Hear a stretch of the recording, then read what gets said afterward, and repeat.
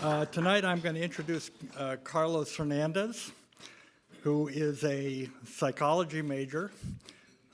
Some of you may know I was a psychology professor at Purdue University until I retired last year, and so it's a thrill to introduce a fellow psychology major.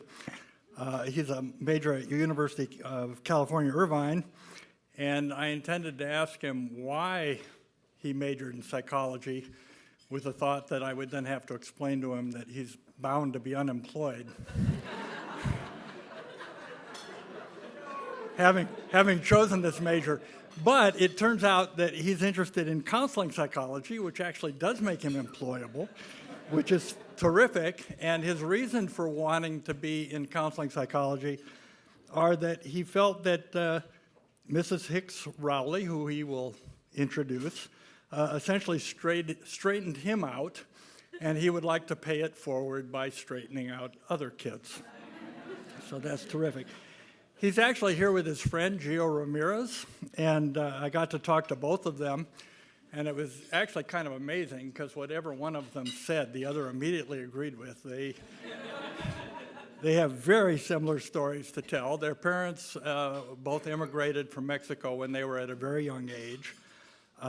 They spoke Spanish at home, and in fact, they came into their own and into their command of English, partly through Mrs. Hicks Rowley's class. And so they talked, as a matter of fact, they talked so much about her, it was hard to learn anything about them that I could use in introducing them. But I did learn they lived in what was really a gang-infested neighborhood. They couldn't walk safely to school, and in fact, Carlos ended up having to take 2 buses and a train to get to school in order to avoid the gangs in his neighborhood. And even after doing that, then he had to pass through the gate to his school where there were often additional gang members. And he didn't really feel safe until he got into school.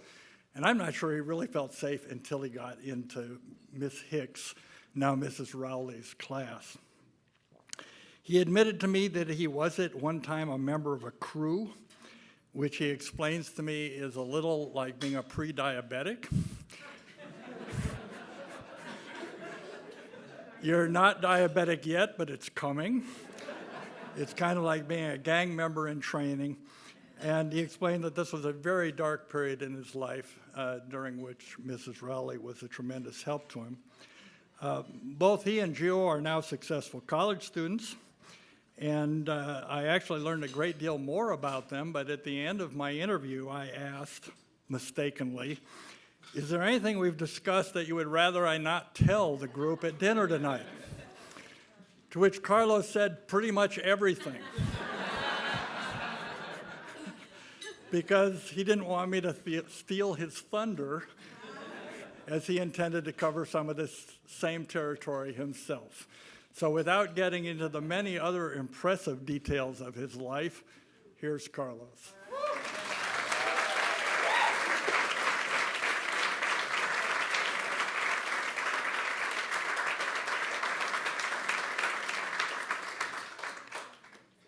Good evening, everyone. Well, it's kind of hard. He took most of the thunder out of my speech, but here we are. My name is Carlos Hernandez. I'm a psychology social behaviors major, 4th year. Should be graduating soon in June.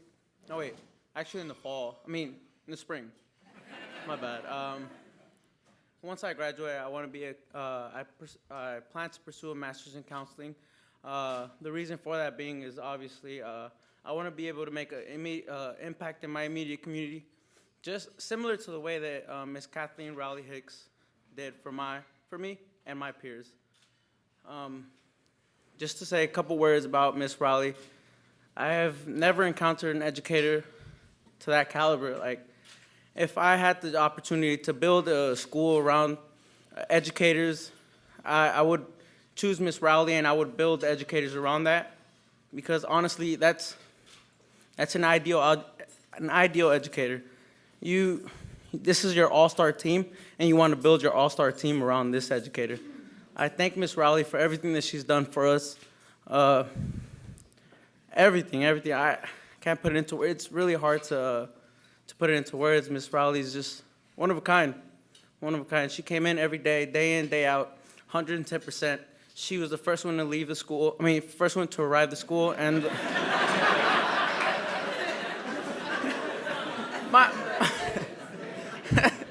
my apologies.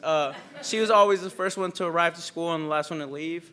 She came in Monday through Friday. She came in on Saturdays. She forced us,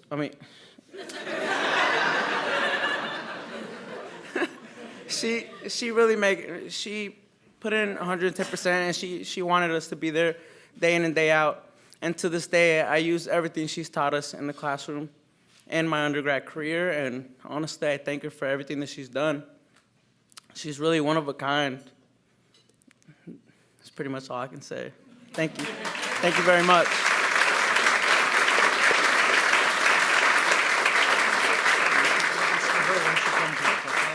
And this is for you. Okay.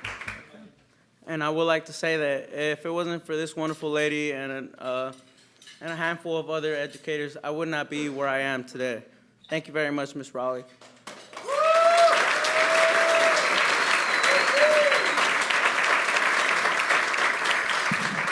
We'd like you to come up, please.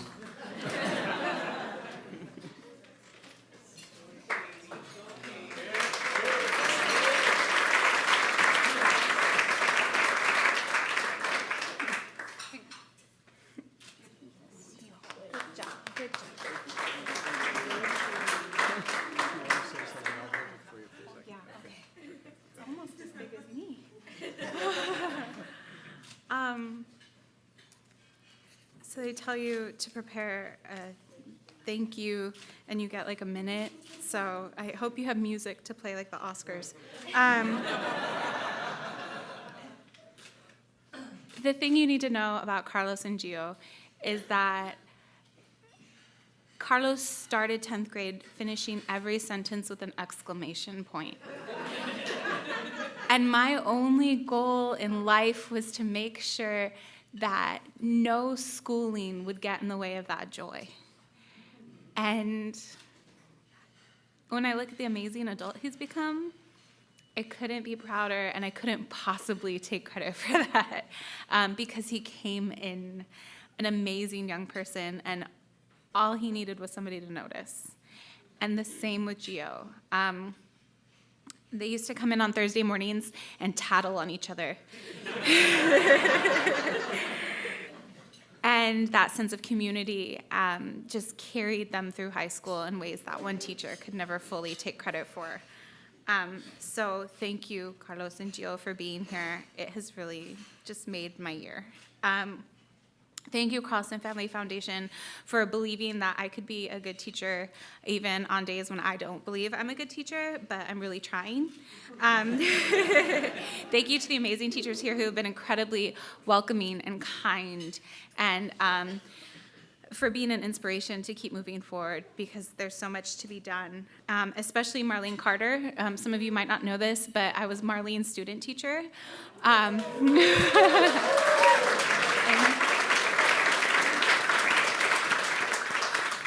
And she doesn't hold it against me in any way, because